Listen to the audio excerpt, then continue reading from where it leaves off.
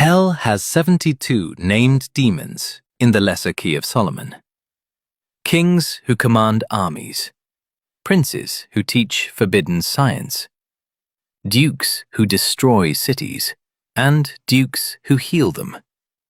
Almost all of them arrived in that grimoire fully settled into what they had become. But 4 of them told Solomon something different. 4 demons, when questioned directly, admitted they were still hoping to go back. This is the story of the demons who never stopped waiting for heaven. Before we get to who they are, you need to understand something about how the Lesser Key of Solomon actually works. Most demonologists treat the 72 spirits as a flat list. Names, ranks, powers, appearances, interchangeable entries in a catalogue. But if you read closely, a small number of them break that pattern completely. In the middle of describing their powers, mid-sentence, they confess something personal. A timeline, a hope, a specific number of years they believe stands between where they are now and where they used to be. They call it the 7th throne. In Christian angelology, thrones are one of the highest orders of angels, part of the first sphere alongside cherubim and seraphim, positioned closest to God himself. To have once held a position there and lost it is not a minor demotion. It is the furthest possible fall. And these 4 demons remember exactly what they lost.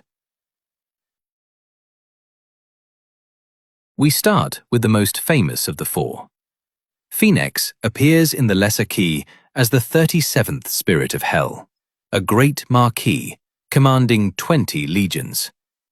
He manifests as a phoenix, the ancient symbol every culture on Earth eventually reached for on its own, representing death and rebirth in the same body. But it is his voice that the grimoire warns you about.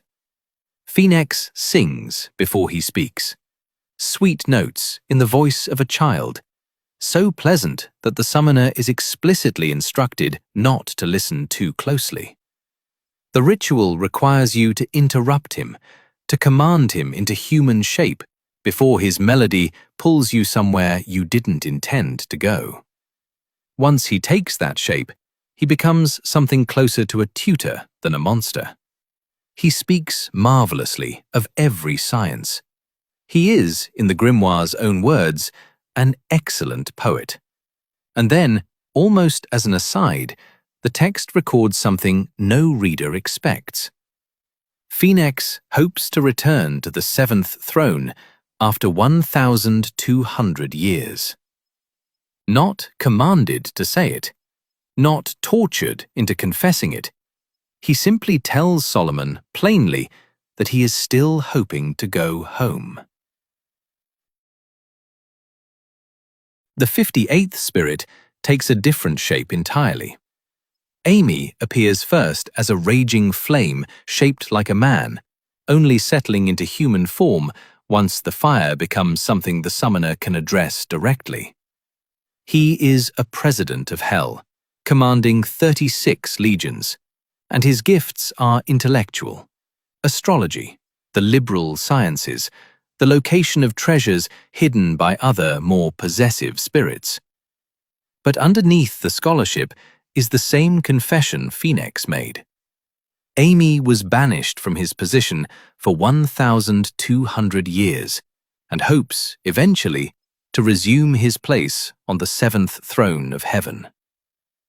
Think about what it means that a demon shaped like fire, a being whose entire visual identity is built from the same element used to describe damnation itself, still describes his current state as banishment rather than home.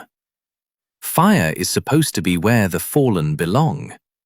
Amy never accepted that framing. The 41st spirit is where this pattern gets genuinely unsettling. Folklore is a duke with real, immediate destructive power.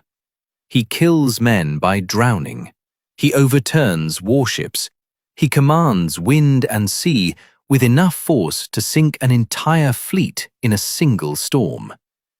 And then the grimoire adds a single sentence that changes everything about him. He will not harm any man or thing if he is commanded to the contrary by the exorcist. A demon who could destroy a navy, choosing instead to wait for instruction. And in the very next line, the same confession as the others. He hopes to return to the seventh throne after 1,000 years. Here is what makes Folklore different from Phoenix and Amy.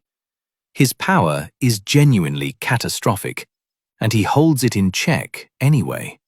Some later occultists have read that restraint as evidence of something deeper than obedience. A demon who still behaves, in some small way, like he remembers what it felt like to be trusted with power and not abuse it. The last member of this group is less discussed, but no less important. Marchosius appears as a great marquis, commanding 30 legions, taking the form of a wolf with griffin's wings and a serpent's tail, breathing fire when provoked. In battle, the grimoire notes, he is strong beyond almost any other spirit in the book. He is a soldier, built for war, shaped for violence, and yet the same closing line appears in his entry that appears in the others. He hopes, after 1,200 years, to return to the seventh throne. A warrior who never stopped hoping the war would end, with him back where he started. Here is what almost no one talks about when they cover these four demons individually. Solomon lived roughly 3,000 years ago. Every single one of these demons named a specific number of years before their redemption. 1,000, 1,200. Numbers small enough to feel almost reasonable, almost survivable when you first read them. That deadline passed somewhere between 1,000 and 2,000 years ago. They are all still here. Later demonologists have a blunt name for what happened to that hope. They call it deception.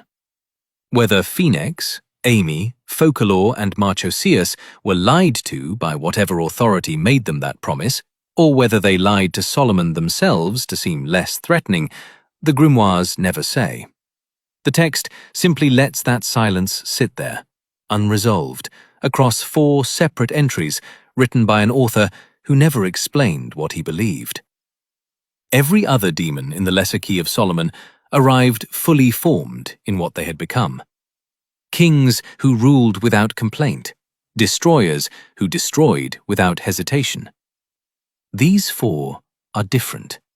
They arrived still looking backward, still counting, still, after thousands of years past their own promised deadline, describing hell as somewhere they are waiting to leave, rather than somewhere they belong. So ask yourself, if redemption was promised to something and never delivered, and it kept waiting anyway, at what point does hope become its own kind of punishment?